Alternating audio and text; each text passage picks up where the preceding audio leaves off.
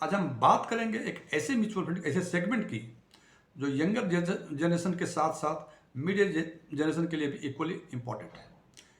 जैसा कि हम जानते हैं, लार्ज कैप सेगमेंट, इस सेगमेंट उन इन्वेस्टर्स के लिए बेहतर है जो रिस्क एवर्स हैं, यानी रिस्क पे कोई कंप्रोमाइज करना नहीं चाहते। वो चाहते हैं कि रिस्क कम से कम हो, रिटर्न भी कम हो जाए, कोई बात नहीं। सो इस टाइप के फंड में रिस्क भी कम है और रिटर्न भी कम है, जो उन लोगों के लिए अधिक रेलिवेंट है जो रिस्क एवर्स हैं। एक दूसरे टाइप के इन्वेस्टर्स हैं जो रिस्क लवर हैं। वो चाहते हैं कि हमको अधिक से अधिक रिटर्न चाहिए, चाहे रिस्क कुछ भी हो, और उस टाइप के सेगमेंट को कहते हैं स्मॉल कैप सेगमेंट। अब लार्ज कैप सेगमेंट उन लोगों के लिए जो रिस्क एवर्स हैं, और स्मॉल कैप सेगमेंट उन लोगों के लिए जो रिस्क लवर हैं। लेकिन एक तीसरा टाइप का इन्वेस्टर होता है जो ये चाहता है कि रिस्क भी थोड़ा अधिक हो और उसके साथ साथ रिटर्न भी थोड़ा अधिक हो, और इस टाइप के सेगमेंट को कहते हैं मिड कैप सेगमेंट। और आज हम चर्चा करेंगे इसी मिड कैप सेगमेंट के 5 फंड्स की जो मेरे फेवरेट हैं।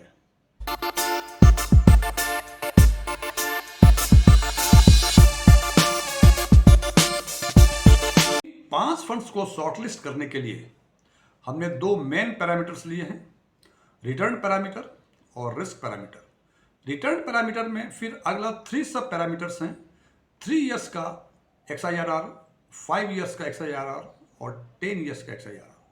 उसी हिसाब से रिस्क पैरामीटर्स में हमने 5 पैरामीटर्स लिए हुए हैं, standard deviation, beta value, alpha, Sortino ratio और शार्प रेशियो। फ्रेंड्स, एक चीज़ बता दूं, ये जो हमने फंड्स को शॉर्टलिस्ट किया है ये स्पेशली फॉर SIP पर्पस के लिए है। इसका मतलब सिस्टमेटिक इन्वेस्टमेंट प्लान के लिए है। अब बात करें पहले पैरामीटर की, रिटर्न पैरामीटर की, जो हमने 3 टाइम टेन्योर लिया है, 3 इयर्स, 5 इयर्स और 10 इयर्स। इसमें हमने उन फंड को एलिजिबल माना है जिनका 3 इयर्स का CAGR कम से कम 33% हो, 5 इयर्स का CAGR कम से कम 30% हो और 10 इयर्स का CAGR कम से कम 20% हो। और इस बेसिस पे जो फंड हैं, और वो फंड हैं फ्रैंकलिन इंडिया का मिड कैप, ICICI का मिड कैप, HSBC का mid cap, Baroda PNB Paribas, Tata mid cap, Invesco, HDFC, Kotak, Edelweiss, Motilal Oswal और क्वांट का मिड कैप। ये सारे फंड मिड कैप सेगमेंट्स के हैं। और इसको शॉर्टलिस्ट करके जो 11 फंड शॉर्टलिस्ट करने का एक ही क्राइटेरिया था जो मैंने पहले बताया हुआ था कि 3 इयर्स का XIRR रिटर्न कम से कम 33% होना चाहिए, 5 इयर्स का कम से कम 30% होना चाहिए और 10 सालों का 10 इयर्स का XIRR कम से कम 20% होना चाहिए। और यदि इनका रिटर्न इन तीनों टाइम टेन्योर्स का, टाइम स्लॉट्स के देखते हैं, हम देखते हैं कि डिफरेंट फिगर्स आ रहे हैं। यदि हम बातें करें कि सबसे अधिक 3 इयर्स के टेन्योर में XIR कितना, किसका अधिक है, ये दिख रहा है मोतीलाल ओसवाल का। यदि बात करें 5 इयर्स के टेन्योर में, ये दिख रहा है 41% क्वांट के मिड कैप का, और 10 इयर्स में भी देख रहे हैं 26.52%, ये भी क्वांट का मिड कैप फंड ही है। जैसे, और यदि इसको डाटा को आप ठीक से देखेंगे तो आपको ये समझ में आ जाएगा कि जो पैरामीटर्स हमने लिए हुए थे, 33% for 3 years, 30% for 5 years and 20% for 10 years, ये सारे 11 फंड जो हैं ये तीनों क्राइटेरिया को फुलफिल करते हैं। अब हम बात करते हैं रिस्क एनालिसिस की, जो मैंने चर्चा की थी। और रिस्क एनालिसिस में हमने 5 पैरामीटर्स को लिया हुआ है। पहला है standard deviation, Sharpe, Sortino, beta and alpha. ये रिस्क रेशियो जो है, इसमें से कुछ नेगेटिव रिस्क रेशियो है, कुछ पॉजिटिव रिस्क रेशियो है। इसके बारे में यदि आपको जानकारी है तो अच्छी बात है। यदि इसके बारे में और जानकारी लेना चाहते हैं तो आप हमारे प्लेलिस्ट में जाके इस संबंध के जो वीडियोस हैं उसको आप देख के जानकारी ले सकते हैं। वैसे यहाँ मैं एक लाइन में यदि आंसर देने की कोशिश करूँ, आप जान लें कि नेगेटिव रिस्क रेशियो मीन्स, जैसे इसमें स्टैंडर्ड डेविएशन और बीटा जो है वो नेगेटिव रिस्क रेशियो है। इसका मतलब सीधे साफ शब्दों में कि जिस फंड का ये दोनों वैल्यू जितना कम होगा वो फंड उतना बेहतर माना जाएगा। और शार्पे, शॉर्टिनो और अल्फा, ये 3 पॉजिटिव रिस्क रेशियो हैं। इसका मतलब जिस फंड्स का ये सबसे अधिक होगा वो फंड उतना अच्छा माना जाएगा।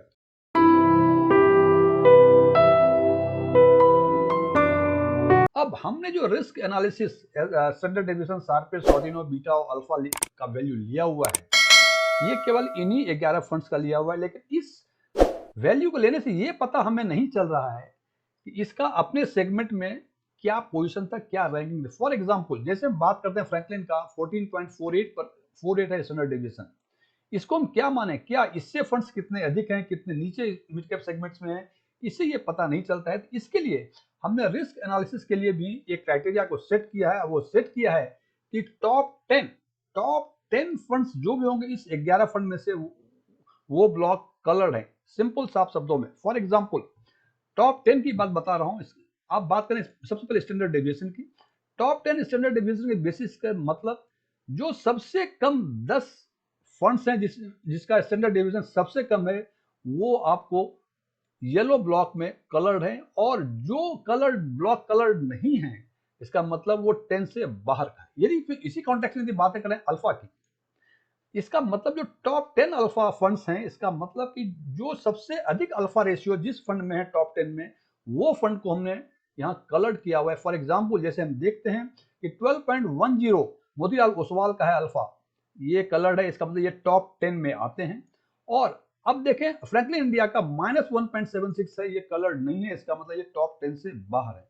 तो चूंकि रिटर्न एनालिसिस में सारे फंड जो है 11 फंड, वो सब जो हम क्राइटेरिया रखे हुए थे उसमें एलिजिबल हैं। और टॉप 10 फंड्स को on the basis of risk analysis, उसके लिए हमने उन फंड्स के ब्लॉक्स को कलर कर दिया है जो उस एलिजिबिलिटी क्राइटेरिया को कवर करते हैं। अब बातें हैं कि ये रिटर्न एनालिसिस और रिस्क एनालिसिस दोनों को देखने के बाद ये डेटा काफी कंप्रेहेंसिव हो गया है, और इससे डेटा के अलावा मुझे कुछ और समझ में नहीं आ रहा है। क्योंकि यहाँ हमने 8 पैरामीटर्स, 3 पैरामीटर्स रिटर्न एनालिसिस के, 5 पैरामीटर्स रिस्क एनालिसिस को, इन पैरामीटर्स को मानते हुए फंड को शॉर्टलिस्ट कर रहे हैं। तो यहां हमें यह देखना जरूरी है कि इन 8 पैरामीटर्स में आउट ऑफ दिस 11 फंड्स कौन सा फंड कितने पैरामीटर को फुलफिल करता है। उस हिसाब से हमने देखा कि सबसे अधिक 4 फंड हैं जो 8 के 8 पैरामीटर को फुलफिल करते हैं। वो हैं HSBC का मिड कैप, टाटा का मिड कैप, HDFC का मिड कैप और कोटक इमर्जिंग फंड का मिड कैप। उसके बाद एक फंड ऐसे हैं 7 पैरामीटर्स को फुलफिल करते हैं, वो है मोतीलाल ओसवाल का मिड कैप। इसको थोड़ा सा और शॉर्टलिस्ट करें तो हम देखते हैं कि out of 8 parameters Motilal Oswal 8 में से 7 पैरामीटर को फुलफिल कर रहा है। HDFC 8 का 8, कोटक इमर्जिंग का 8 का 8, टाटा मिड कैप का 8 का 8 और HSBC मिड कैप का 8 का 8। अब आपका यह सवाल होगा कि चूंकि हमने टॉप 10 फंड्स को रिस्क एनालिसिस में रखा है और यहां चूंकि ये कलर्ड नहीं है, इसका मतलब एक पैरामीटर ये पूरा नहीं कर रहा है और इसके हिसाब से हमें इस फंड को शॉर्टलिस्ट नहीं करना चाहिए था। आप बिल्कुल सही हैं। जो पैरामीटर फिक्स किया है, हमने क्या फिक्स किया है कि 3 इयर्स, 5 इयर्स, 10 इयर्स में 33%, 30% और 20% का XIRR, और ये 5 पैरामीटर्स जो रिस्क एनालिसिस के हैं, इसमें से टॉप 10 फंड्स में वो आने चाहिए। हालांकि मोतीलाल ओसवाल स्टैंडर्ड डेविएशन के मामले में पैरामीटर को फुलफिल नहीं कर रहा है, लेकिन चूंकि कीपिंग इन व्यू कि और सारे परफॉर्मेंस इनके बेहतर दिख रहे थे, तो हमने इसको भी इसमें इस स्टडी में कवर कर लिया है। और इस हिसाब से देखते हैं कि 4 फंड HDFC, कोटक, टाटा और HSBC 8 के 8 पैरामीटर को फुलफिल कर रहे हैं और मोतीलाल ओसवाल 8 में से 7 पैरामीटर्स को फुलफिल कर रहे हैं।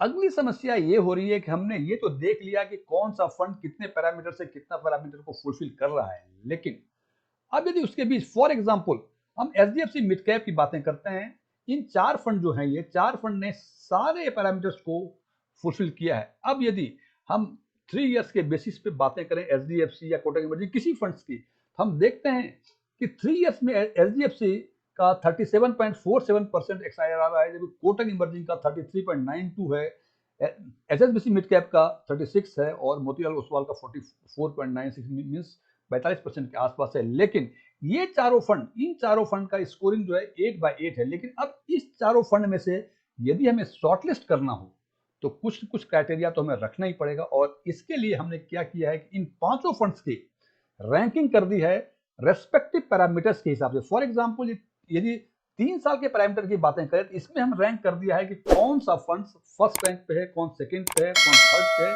और इन 8 पैरामीटर्स की हमने रैंकिंग कर दी है। और वो रैंकिंग यदि हम देखते हैं तो हम देखते हैं कि मोतीलाल ओसवाल यदि बातें करें तो फर्स्ट रैंक पर 1 2 3 4 5 6 प्लेस पे मोतीलाल ओसवाल है, जो कि फर्स्ट रैंक पे है। हालांकि एक रैंक ऐसा है जो लोएस्ट है।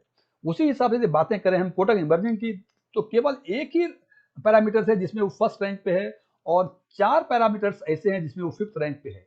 जनाब अब फिर यहां हमको और शॉर्टलिस्ट करना पड़ेगा। इसमें से अब रैंक तो कर दिया, लेकिन ये कैलकुलेट करना कि मोतीलाल ओसवाल 8 में से 5 पे फर्स्ट रैंक पे है, कोटक इमर्जिंग 8 में से 3 या 4 पे लोएस्ट रैंक पे है, तो किस फंड्स को मैं रैंकिंग के हिसाब से आगे करूं? इसको और सिंप्लीफाई करने के लिए हमने हर स्कोर को 10 से मल्टीप्लाई कर दिया। इसका मतलब जो फर्स्ट रैंक में है इसको भी 10 से मल्टीप्लाई कर दिया, जो 5 रैंक पे है उसको भी 10 से मल्टीप्लाई कर दिया। और इस हिसाब से हम देखते हैं कि मोतीलाल ओसवाल का 140 स्कोर है जनाब। 8 में से 6 जो है फर्स्ट रैंक पे है, मतलब 60 पॉइंट्स तो इसके मिल गए। स्टैंडर्ड डेविएशन के 5 मतलब 50, 110 और बीटा के 3 थर्ड रैंक पे है 140। और इस हिसाब से देखते हैं कि मोतीलाल ओसवाल का 140 स्कोर है, एचडीएफसी मिड कैप का 210 है, कोटक इमर्जिंग का 290 है, टाटा मिड कैप का 320 है और एचएसबीसी मिड कैप का 230 है। तो यदि इसके हिसाब से हम रैंक करें तो हमें लगता है कि मोतीलाल ओसवाल फर्स्ट रैंक पे होंगे, सेकेंड पे हो जाएंगे 210 रैंक है एचडीएफसी मिड कैप का, थर्ड पे होंगे एचएसबीसी मिड कैप, फोर्थ पे कोटक इमर्जिंग और फिफ्थ पे टाटा का मिड कैप जिसका स्कोर 320 है।